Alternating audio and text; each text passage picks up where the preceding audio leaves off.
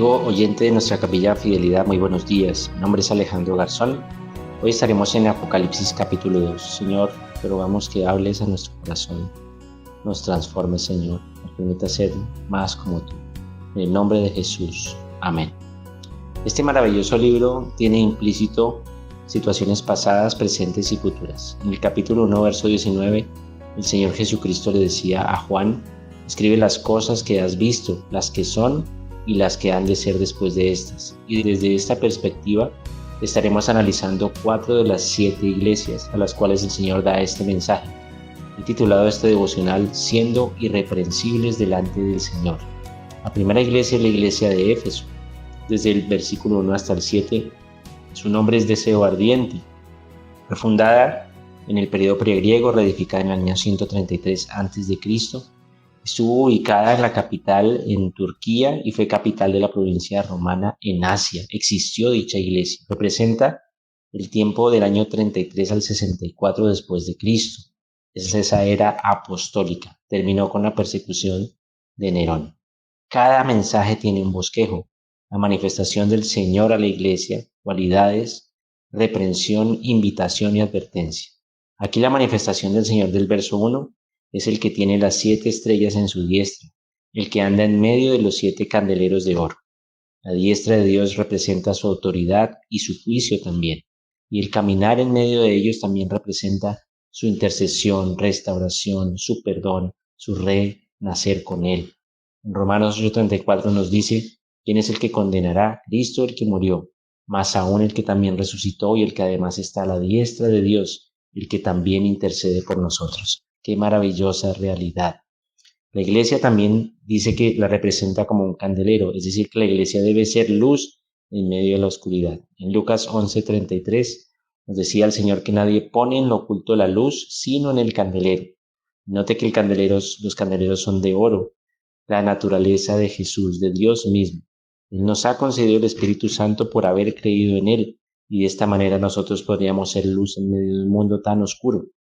Las cualidades de esta iglesia están en los versos 2 y 3. Sus obras, arduo trabajo, paciencia, el mismo sentir de Dios, puesto que no toleraba la maldad, discernimiento para los falsos maestros. Dice la palabra que les probó y decían ser apóstoles, pero no lo eran, sino que fueron hallados mentirosos. Sufridos, pacientes, con trabajo arduo por amor a su nombre, que no han desmayado, que han perseverado. Y con un plus en el verso 6, que aborrecían las obras de los nicolaitas. Pero aparece una reprensión en el verso 4. Pero tengo contra ti que has dejado tu primer amor. Y esto era grave. Miren lo que dice el verso 5. Recuerda de dónde has caído, arrepiéntete y haz las primeras obras. En otras palabras, vuelve a la motivación inicial. Si no, vendré pronto a ti y quitaré el candelero de su lugar si no se arrepienten. Y también, además de esta reprensión, les hace una maravillosa exhortación de ánimo en el verso 7. El que venciere, le daré a comer el árbol de la vida, el cual está en medio del paraíso de Dios. Recordemos que en Génesis 2:16 el Señor hizo la misma promesa a Adán y Eva. De todo árbol del huerto podrás comer, mas del árbol de la ciencia del bien y el mal no comerás, porque ciertamente morirás. Desde Génesis hasta el verso 2:25 dice que estaban tanto Adán con su mujer y no se avergonzaban, puesto que no había pecado y había una relación con Dios. Pero en Génesis 3:1 ya aparece alguien diciéndoles: con que Dios os ha dicho.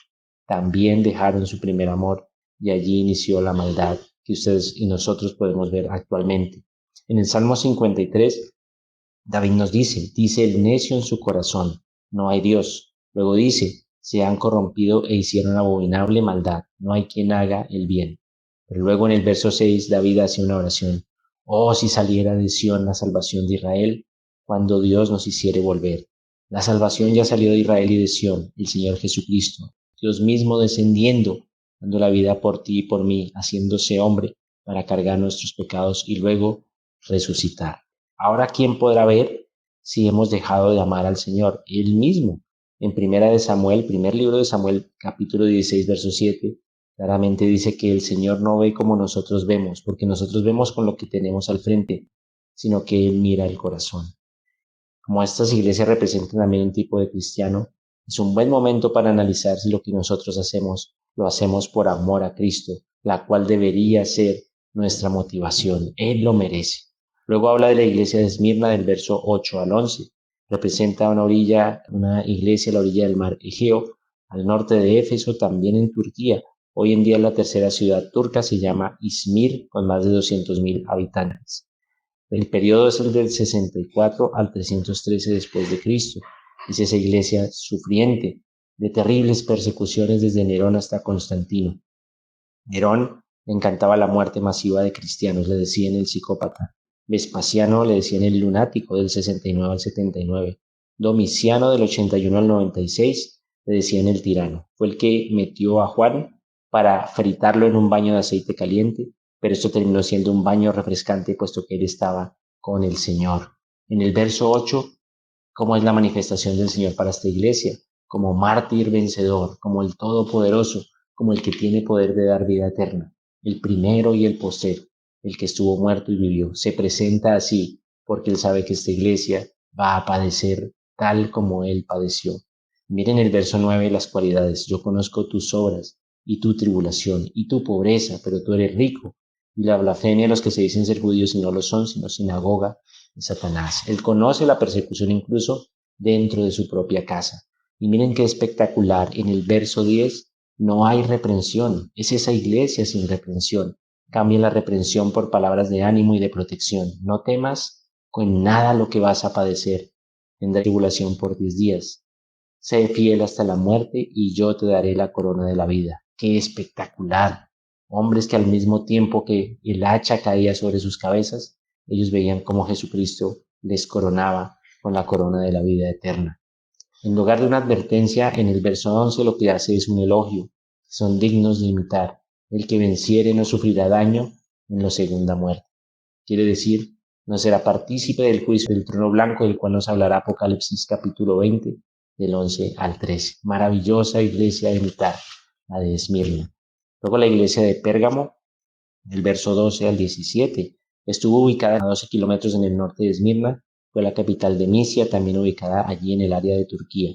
Representa ese periodo 313 a 606 después de Cristo. Su nombre es compromiso matrimonial.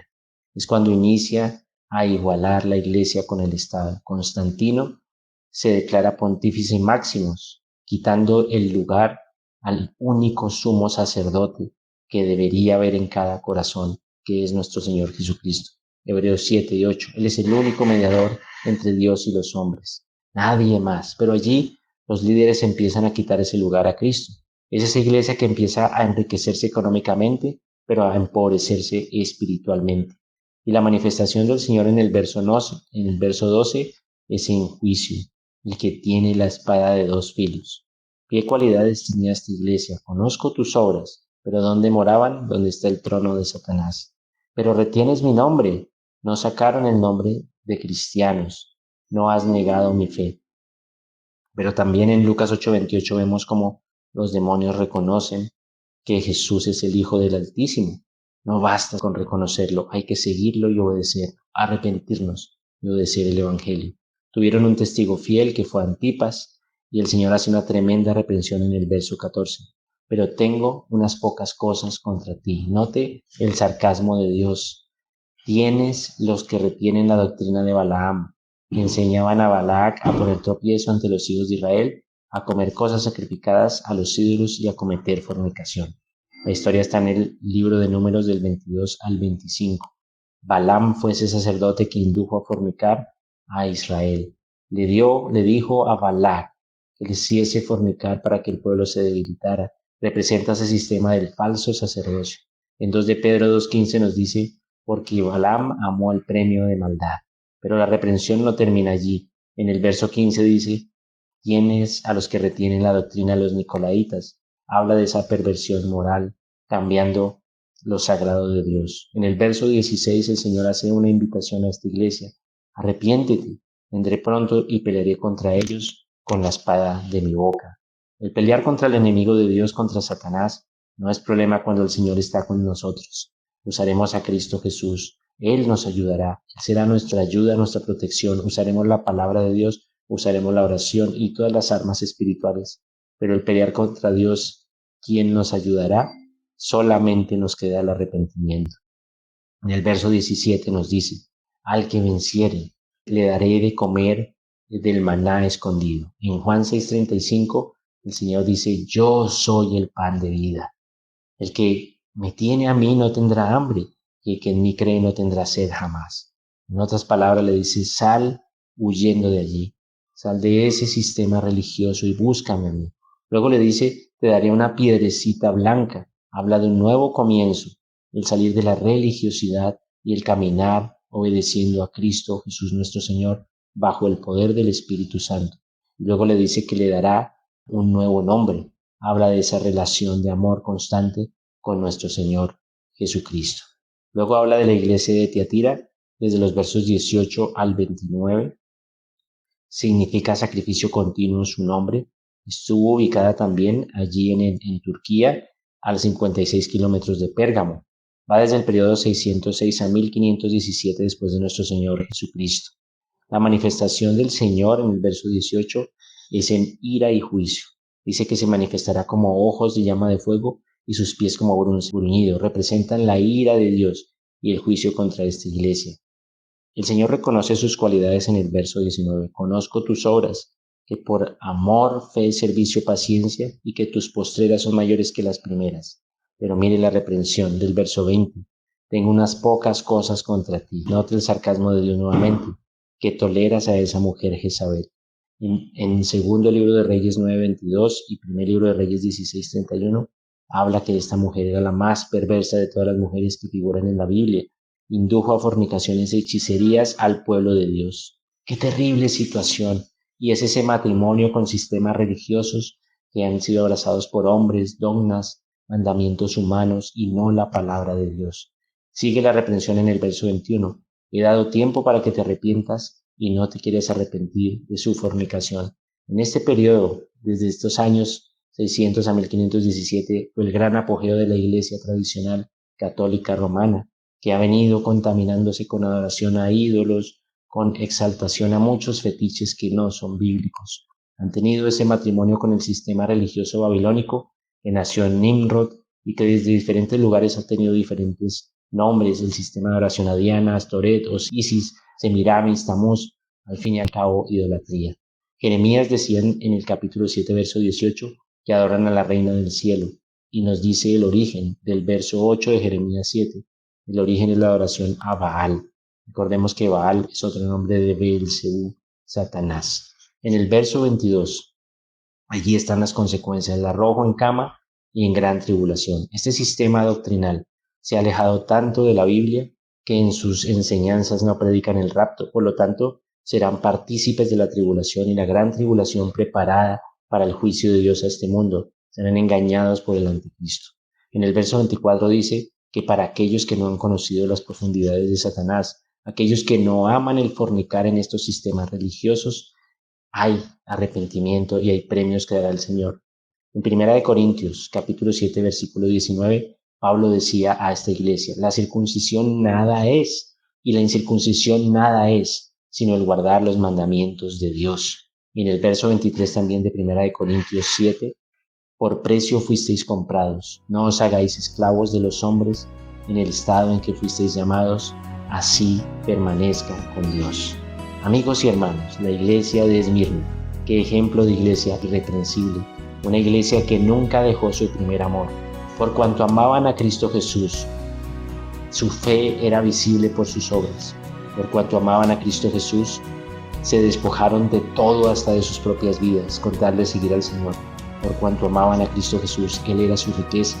Por cuanto amaban a Cristo Jesús, eran merecedores de la corona de vida, no tendrían daño en la segunda muerte, participarían del árbol de la vida y en el paraíso de Dios habitarían, vivirían completos y plenos en Cristo, serían nuevas criaturas, tendrán una relación porque Cristo les conoce perfectamente con Dios, participarán de la gloria y admiración del mundo cuando el Señor regrese.